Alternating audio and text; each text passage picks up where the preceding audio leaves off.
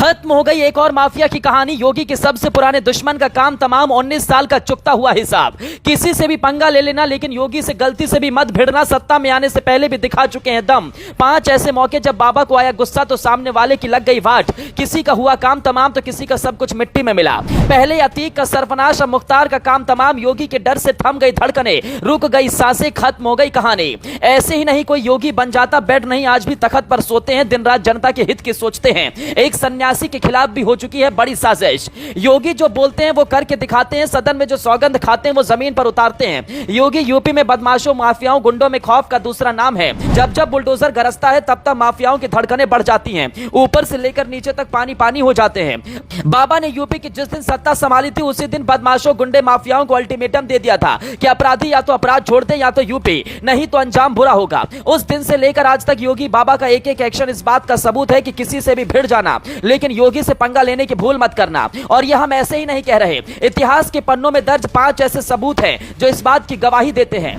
सबूत नंबर 1, 24 फरवरी की तारीख जब प्रयागराज में उमेश को मारा गया। मारने वाला कोई और नहीं, अतीक और उसके गुर्गे थे।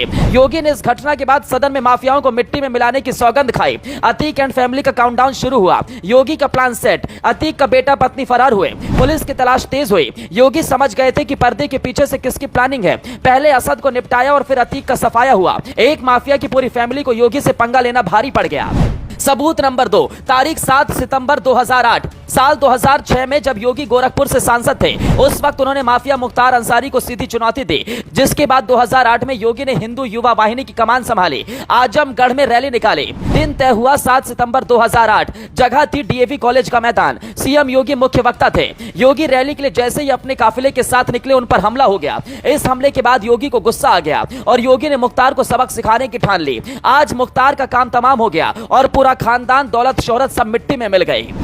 सबूत नंबर 3, तारीख 26 जनवरी 2007, साल था 2006। उस वक्त यूपी में सपा की सरकार थी, मुलायम मुख्यमंत्री थे। तभी पूर्वांचल सांप्रदायिक हिंसा की आग में जला, दंगे फैल गए। लेकिन इन्हीं दंगों की आड़ में योगी के खिलाफ एक बड़ी राजनीतिक साजिश हुई और उन्हें दंगों का दोषी मानते हुए 11 दिन जेल में डाल दिया गया। अपने साथ हुए बर्ताव का योगी लोकसभा में जिक्र कर रहे थे। उन्होंने जैसे ही बोलना शुरू किया वो अपने आप को रोक नहीं पाए और एक योगी की आंखों से आंसुओं का सैलाब निकल पड़ा। योगी बीच सदन में फफक फफक कर रोने लगे। उस वक्त योगी ने कहा था उन्हें राजनीतिक साजिश के तहत फंसाया गया और आज सपा को योगी ने उत्तर प्रदेश से सफाया कर सबक सिखा दिया। सबूत नंबर 4, तारीख 8 जुलाई 2020, यूपी में योगी सरकार का बदमाशों के खिलाफ ऑपरेशन लंगड़ा जारी था। तभी कानपुर में विकास दुबे ने खाकी को सीधी चुनौती दी। खाकी पर ऐसा हमला जिसे देखकर हर कोई हैरान रह गया। 7 पुलिस वालों को सरेआम विकास दुबे और उसके साथियों ने मिलकर छलनी कर दिया। योगी को गुस्सा आया और विकास दुबे का उसी के स्टाइल में खात्मा हो गया। पहली बार यूपी में ऐसी गाड़ी पलटी कि बदमाश का काम तमाम हो गया। इसके बाद बड़े से बड़े माफिया खौफ में आ गए कि कहीं उनकी भी गाड़ी न पलट जाए।